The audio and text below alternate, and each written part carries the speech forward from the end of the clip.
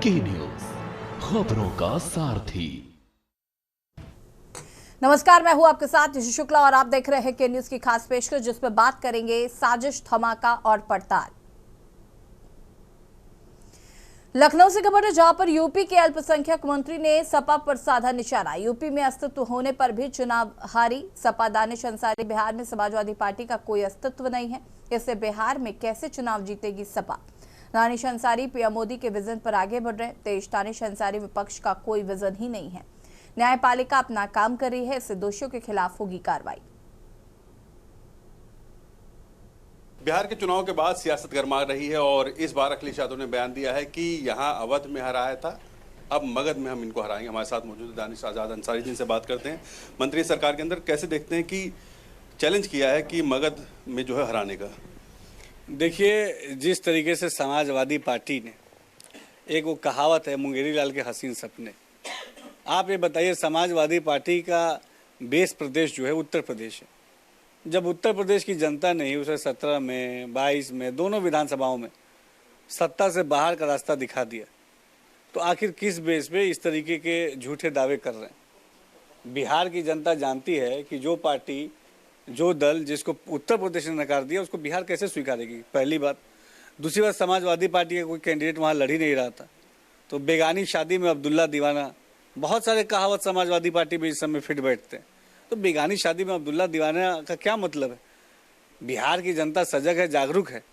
वो जानती है कि समाजवादी पार्टी हो, चाहे आरजेडी हो, चाहे हमारे जितने विपक्षी दल है, कांग्रेस पार्टी हो, इन्होंने हमेशा बिहार के विकास को के साथ छलावा किया है।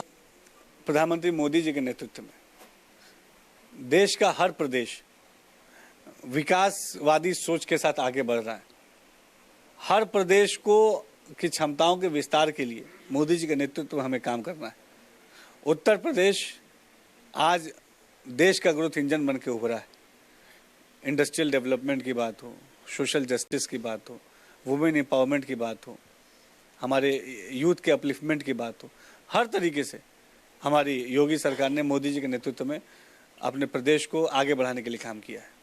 वहीं अगर बात की जाए कि जिस तरीके से दिल्ली ब्लास्ट हुआ, उसके बाद जो है तमाम जो है विपक्ष के नेता बोल रहे हैं कि निर्दोषों को जो है छोड़ा जाए और जो दोषी हैं उनके खिलाफ कार्रवाई हो, जल्द से जल्द फांसी हो। जांच एजेंसियां निष्पक्ष और पारदर्शी तरीके से मुस्तैदी के साथ अपना काम कर रही है। जो भी फर्दर डेवलपमेंट होगा, जांच एजेंसियां।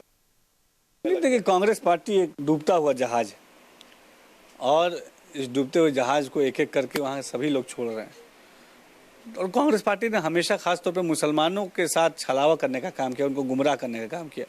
तो कांग्रेस पार्टी की असलियत आज सब कोई जानता है। धन्यवाद। तो ये थे जिस तरीके से उन्होंने बोला कि उत्तर प्रदेश के अंदर जिस तरीके का माहौल बना हुआ है, पहले ही जो है सरकार ने जो है नकार दिया है और इस पूरे माहौल को कहीं ना कहीं अखिलेश यादव भुनाना चाहते, लेकिन ऐसा संभव हो नहीं पाएगा।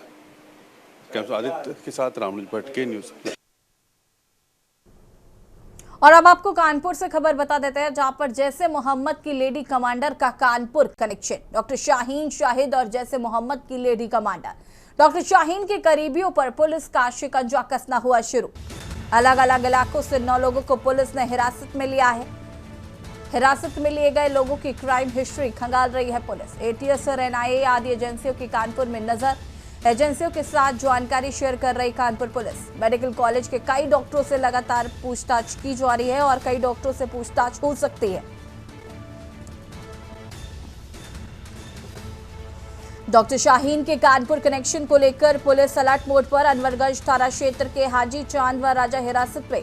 बजरिया थाना क्षेत्र का इजराइल आटेवाला भी हिरासत में। आदिल उस्ताद, फरहद, शमशुद्दीन चचा भी हिरासत में। चमनगंज क्षेत्र का टेनी उस्ताद व राजा बाबू से भी पूछताछ। कर्नलगंज का लियाकत उर्फ राजा बर्फवाला भी हिरासत में लिया गया है। डॉक्टर शाहीन के कानपुर कनेक्शन को लेकर पुलिस अलर्ट।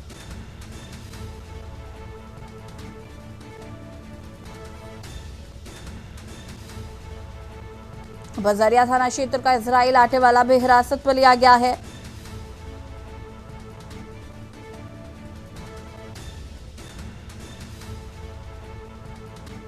चमनगंज क्षेत्र का टेडी उस्ताद व राजा बाबू से भी पूछताछ जारी।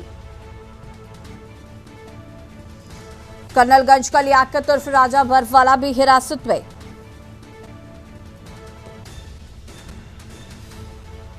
बजरिया थाना क्षेत्र से भी कई लोगों को हिरासत में लिया गया है। आदिल उस्ताद, फरहद, शमशुद्दीन भी हिरासत में लिए गए।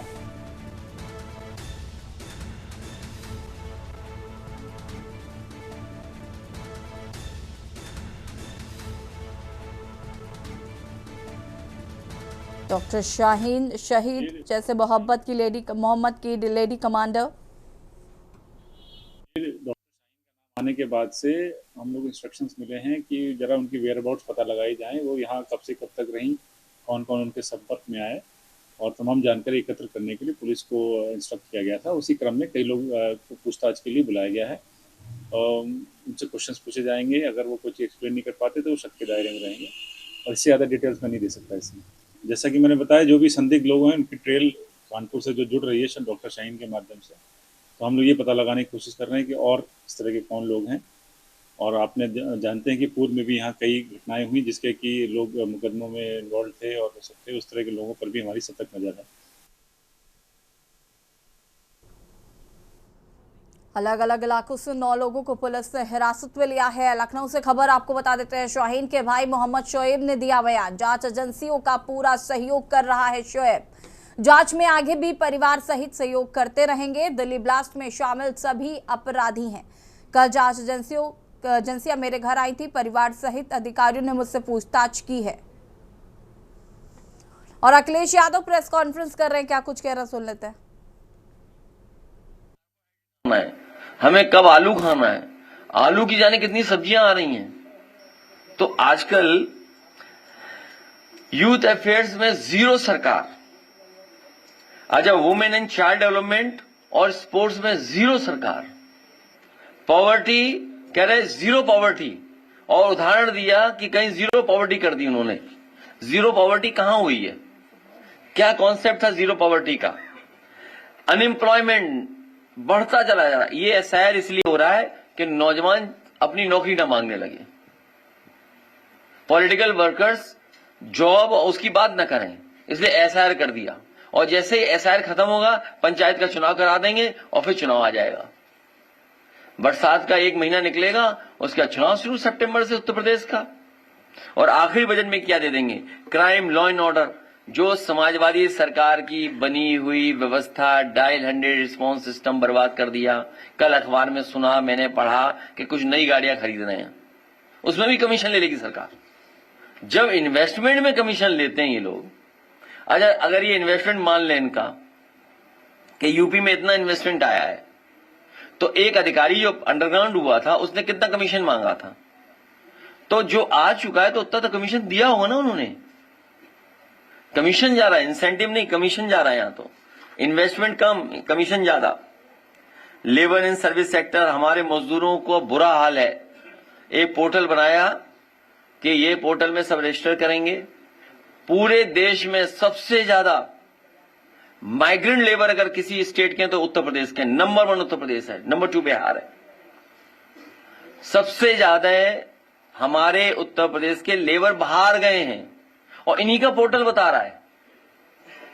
जो हमारे माइग्रेंट लेबर है सबसे ज्यादा यूपी के हैं। रजिस्टर्ड लेबर की संख्या नहीं बताएंगे, उस सेक्टर को कुछ नहीं, ई कॉमर्स में कुछ नहीं। One district one product, Lucknow का वो आ गया और यूनेस्को ने टैग कर दिया। यूनेस्को ने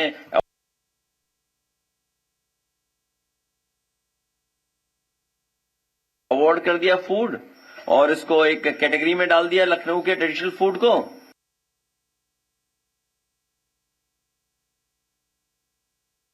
तो हमारी सरकार, योगी जी कहने लगे कि 1 डिस्ट्रिक्ट 1 कुजीन।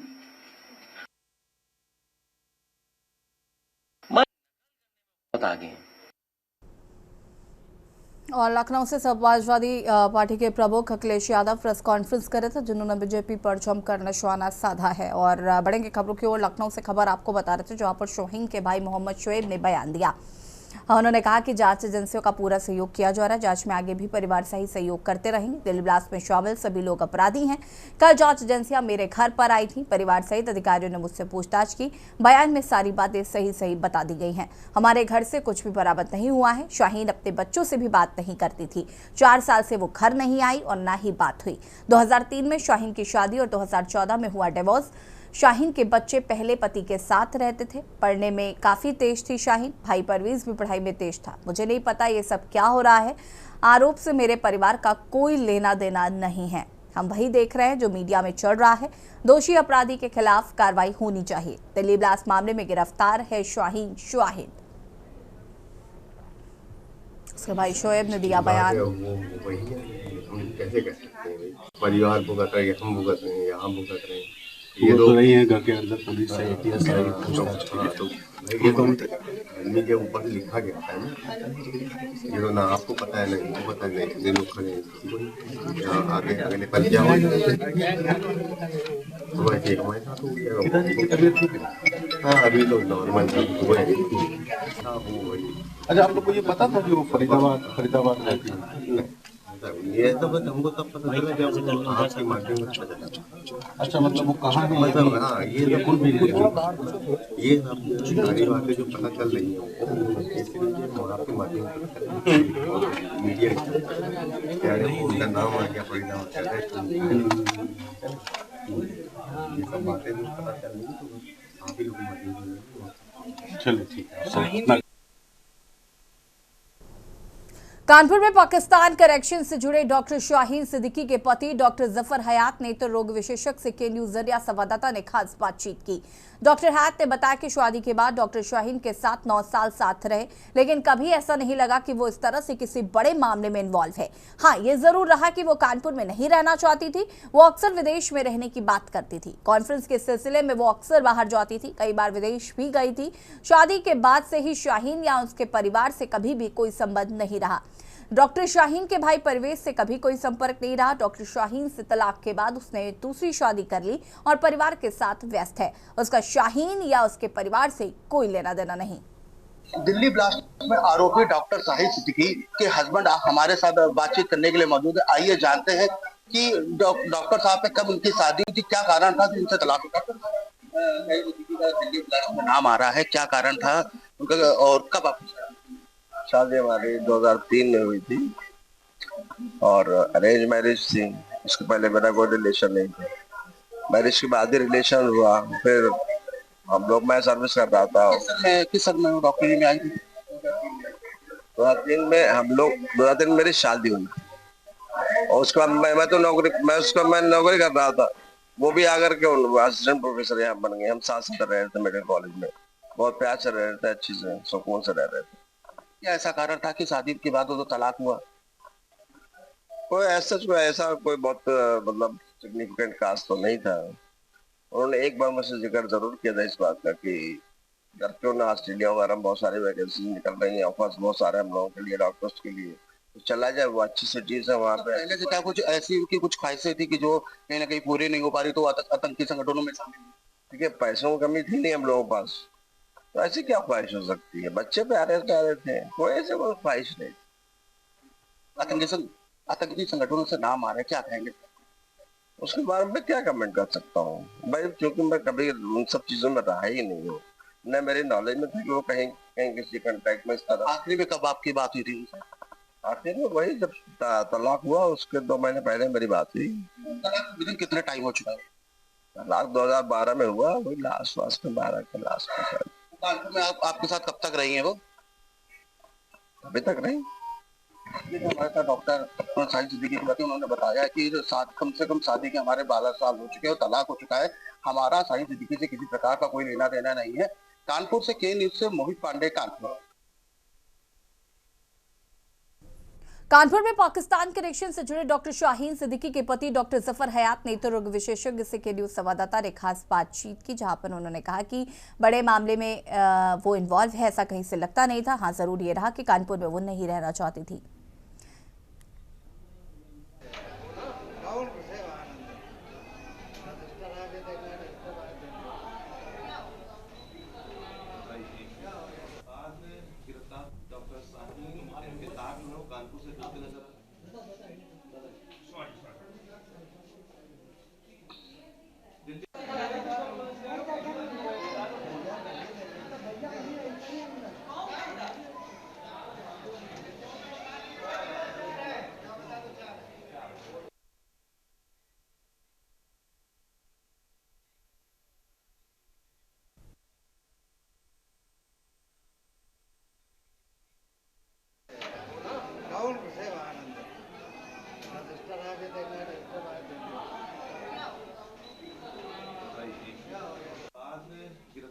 डॉक्टर शाहीन के तार जो है वो कानपुर से जुड़ते नजर आ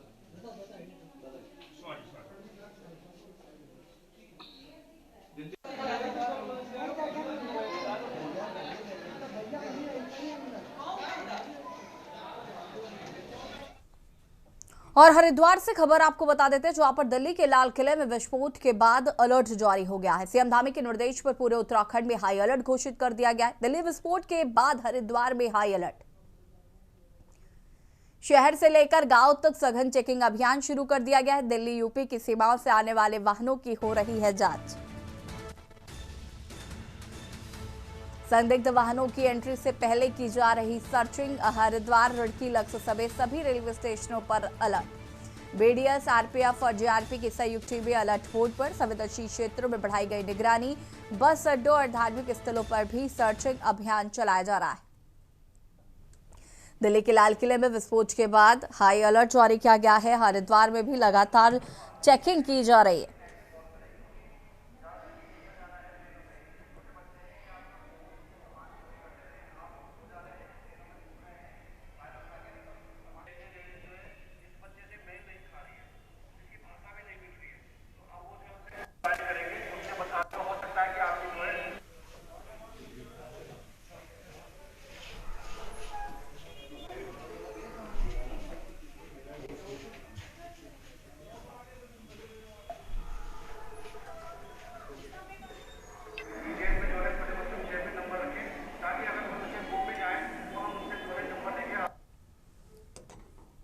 चंडीगढ़ से खबर आपको बता देते हैं, जहां पर मुख्यमंत्री सीएम नायब सिंह सैनी से मिले विश्व चैंपियन शेफाली वर्मा। सीएम ने संत कबीर कुटीर पर किया भारतीय क्रिकेटर का स्वागत। हरियाणा सरकार ने दिया ग्रेड ए ग्रेडेशन सर्टिफिकेट। 1,50,00,000 का कैश अवार्ड भी शेफाली को दिया गया है। हरियाणा महिला आयोग की ब्रांड एम्बेसडर बनी है शेफाली वर्मा। सीएम सैनी से मिली विश्व चैंपियन शेफाली वर्मा। सीएम सैनी से मिली विश्व चैंपियन शेफाली शर्मा।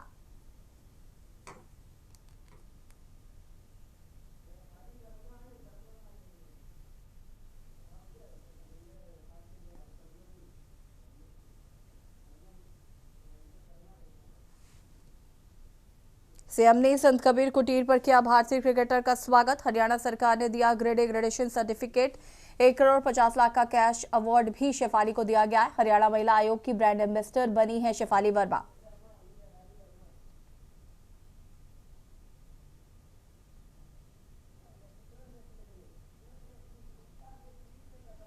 चंडीगढ़ से खबर, सीएम सैनी से मिली विश्व चैंपियन शेफाली वर्मा। सीएम ने संत कबीर कुटीर पर किया भारतीय क्रिकेटर का स्वागत। हरियाणा सरकार ने दिया ग्रेड ए ग्रेडेशन सर्टिफिकेट। 1,50,00,000 का कैश अवार्ड भी शेफाली को दिया गया है। हरियाणा महिला आयोग की ब्रांड एम्बेसडर बनी है शेफाली वर्मा।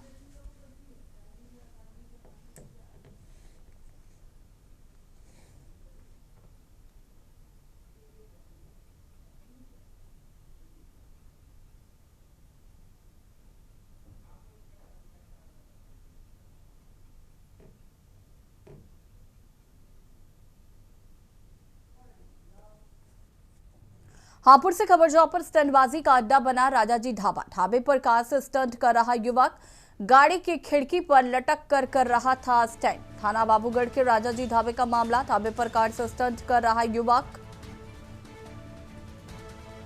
गाड़ी की खिड़की पर लटक कर रहा था स्टंट।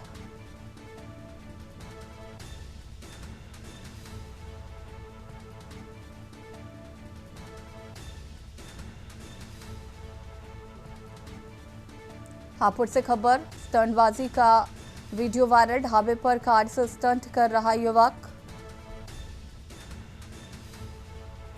गाड़ी की खिड़की पर लटक कर रहा था स्टंट।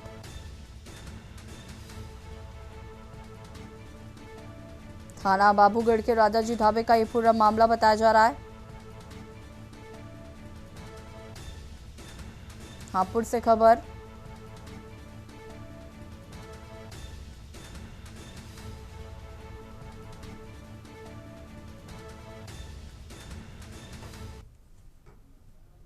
एटा से खबर, जहां पर रुपए के लेन देन को लेकर एक युवक पर चली गोली। नामजद लोगों पर पैर में गोली मारने का आरोप। गोली मारने की सूचना पर पहुंची पुलिस। हाल मेडिकल कॉलेज में हार्ट सेंटर रेफर किया गया है। बता दें कि कोर्ट से तारीख कर लौट रहा था पीड़ित। अपने गांव फगनौल के रास्ते में गोली मारने का आरोप। बागवाला थाना क्षेत्र के काली नदी पुल के पास की घटना बताई जा रही है, जहां पर रुपए के लेन देन को लेकर एक युवक पर चली गोली।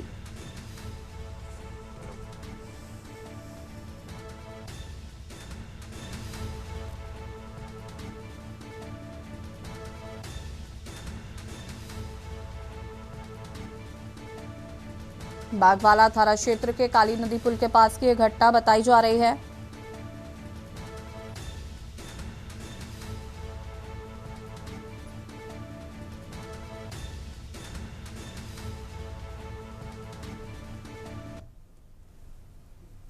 और बुलेटिन में इतना ही। देखते रहिए के न्यूज़ ज़रिया। नमस्कार।